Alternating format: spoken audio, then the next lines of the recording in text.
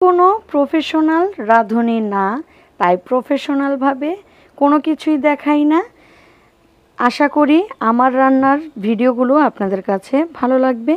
আসসালামু আলাইকুম, আসিয়ার রান্না ইজ ব্লগ চ্যানেলে সবাইকে স্বাগতম জানিয়ে আজকে আরও একটি রেসিপি নিয়ে হাজির হয়ে গেলাম। আজকের রেসিপি হচ্ছে সিমের বিচি দিয়ে পাবদা মাছের ঝোল, সাথে টমেটো আছে। খুবই মজাদার একটা রেসিপি। তো কথা না বাড়িয়ে মূল ভিডিওতে চলে যাই। প্রথমেই পাবদা মাছগুলোকে এখানে আমি খুব ভালো করে কেটে লবণ দিয়ে ধুয়ে পরিষ্কার করে পানিটা ঝরা দিয়ে নিয়েছি। এবার নুন হলুদ মাখিয়ে নিব।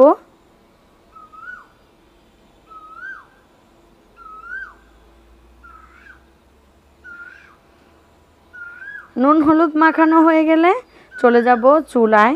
চুলায় একটা তাওয়া বা কড়াই, প্যান, যে যেটাই বলেন না কেন, আমি বসিয়ে দিয়েছি এবং পরিমাণ মতো সাদা তেল দিয়ে দিয়েছি। এবার মাছগুলোকে আমি হালকা ব্রাউন করে ভেজে নেব। খুব কড়া ভাজবো না, আবার অল্পও ভাজবো না।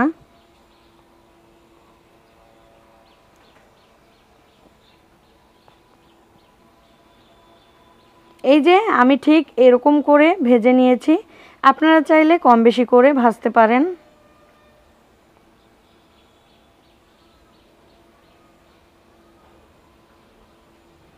তো আমার আরও কিছু মাছ ছিল, আমি এগুলোকেও ভেজে উঠিয়ে নিব। তারপর সরাসরি চলে যাব মূল রান্নায়।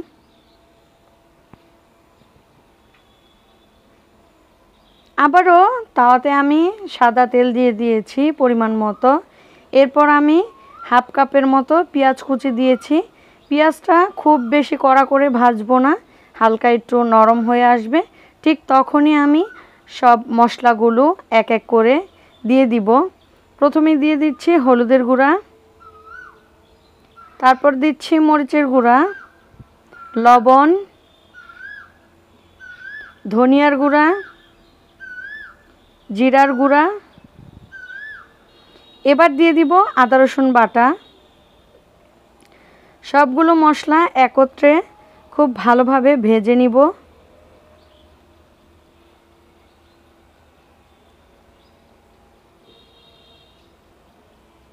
মশলাগুলো ভাজা হয়ে গেলে এখানে আমি টমেটো দিয়ে দিব।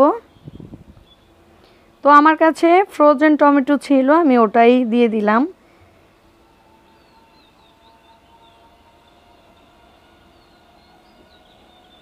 এবার মশলাটা যাতে পুড়ে না যায় তার জন্য আমি অল্প করে পানি দিয়ে মশলাটাকে খুব ভালোভাবে উপরে তেল ওঠা পর্যন্ত কষিয়ে নিব।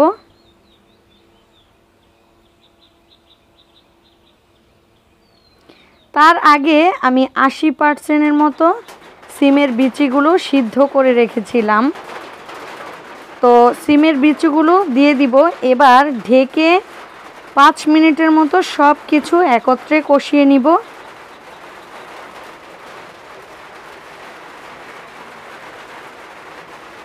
উপরে তেল উঠে গেছে এবং মশলাগুলো খুব ভালোভাবে কষে গেছে। এবার আমি ঝোলের জন্য পানি দিয়ে দিব।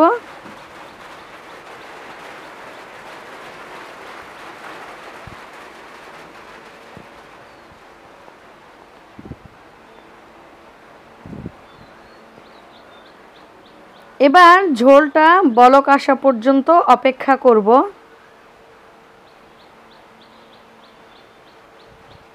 খুব ভালোভাবে যখন ঝোলটা ফুটেছে ঠিক ওই পর্যায়ে আমি ভাজা মাছগুলো দিয়ে দিব। এবার উপর থেকে ধনেপাতা কুচি দিয়ে দিব। আমার রান্না করার ভিডিওগুলো আপনাদের কাছে যদি একটুও ভালো লেগে থাকে, আমার চ্যানেলটিকে সাবস্ক্রাইব করে পাশে থাকা বেল আইকনটি অল করে রাখবেন। আর যারা ফেসবুক থেকে দেখে থাকবেন তারা অবশ্যই পেজটিকে ফলো দিয়ে রাখবেন। এতে করে পরবর্তী যে কোনো ভিডিও ছাড়ার সাথে সাথে আপনাদের কাছে সবার আগে নোটিফিকেশন চলে যাবে। আলহামদুলিল্লাহ, আমার রান্নাটা হয়ে গেছে এবং খেতেও অসম্ভব রকমের টেস্টি ছিল। আজকের রেসিপি এ পর্যন্তই। সবাই ভালো থাকবেন, সুস্থ থাকবেন। আল্লাহ হাফেজ।